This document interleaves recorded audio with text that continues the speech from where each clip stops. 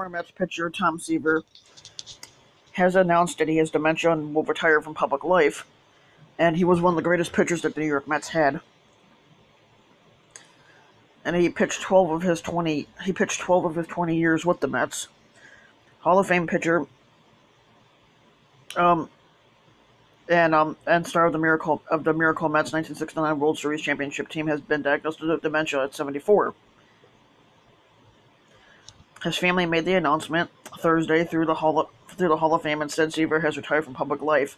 He will continue to work at Seaver Vineyards, founded by the retired player and his wife Nancy in 2002, on 116 acres at Diamond Mountain in California. Seaver was diagnosed with Lyme disease just 5 years after retiring from baseball in '91, and it reoccurred in 2012, and it led to Bell's palsy and memory loss. The New York Daily News reported in 2013. Seaver has limited his public appearances since retiring from baseball in '86. He did not attend the Baseball Writers Association of America dinner in January, where the members of the 1969 team were honored on the 50th anniversary of what still ranks among baseball's most unexpected champions. Seaver is a three-time Cy Young Award winner and the 1967 National League Rookie of the Year. Seaver, in his career, won 311 games and lost 205 with a 2.86 ERA. He struck out 3,640 batters and had 61 shutouts in a career that went from 67 to 86. He 5 times in his career he won 20 games or more, and he was nicknamed Tom Terrific. Seaver was selected to the Hall of Fame in 1992 when he appeared on 425 of the 420 ballots for a then record of 99%. His mark was surpassed in 2016 by Ken Griffey Jr. and this year by Mariano Rivera, the first unanimous selection. Seaver pitched for the Mets from '67 to '77 when he was traded to Cincinnati after a public spat with Mets chairman Donald Grant over Seaver's desire for an extended contract. My biggest disappointment was leaving the Mets the first time and the difficulties I had with the same people that led up to it, Seaver told the Associated Press ahead of his Hall of Fame introduction in 1992. But even that, I look back in a positive way. In a positive way now, it gave me the opportunity to work in different areas of the country. He pitched his only no-hitter for the Reds in June of 1978 against St. Louis and was traded back to New York in 1982. But Mets general manager Frank Cashen blundered by leaving Seaver off his list of 26 protected players, and in January of 1984, Seaver was claimed by the Chicago White Sox as a free agent for losing pitcher Dennis Lapp to Toronto. While pitching for the White Sox, Seaver got a 300th career win at New York Yankee Stadium, and he did it in style with a 6-hitter and a 4-1 victory. He finished his career with Boston Red Sox in 1986, and in his career he also was a 12-time All-Star and led the majors with a 25-7 record in '69, and with a 1.76 ERA in 1971. The New York Mets retired Tom Seaver's number 41 in 1988.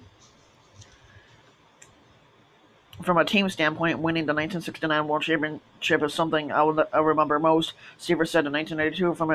From an individual standpoint, my 300th win brought me the most joy. A star at the University of Southern California, Seaver was drafted by Atlanta Braves in '66 and signed with the Braves only for baseball commissioner William Eckert to avoid the deal because the Trojans already had played exhibition games that year. Baseball rules at the time prohibited a club from signing the college player whose season had just started. Any team willing to match the Braves signing bonus could enter the lottery, and the Mets won over Cleveland and Philadelphia.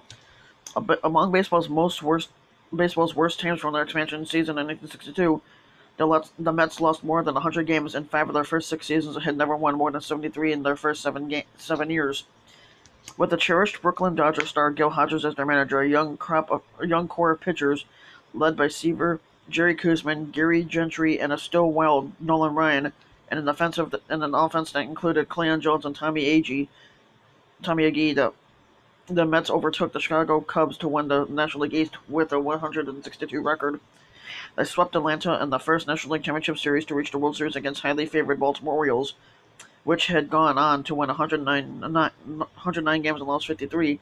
Seaver lost the opener 4-1 in the matchup with Mike Seller, then pitched a 10-inning 6-hitter to win Game 4, and the Mets won the title the following afternoon. His most memorable moment on the mound was at Shea Stadium on July 9, 1969, when he retired the first 25 batters against the Chicago Cubs.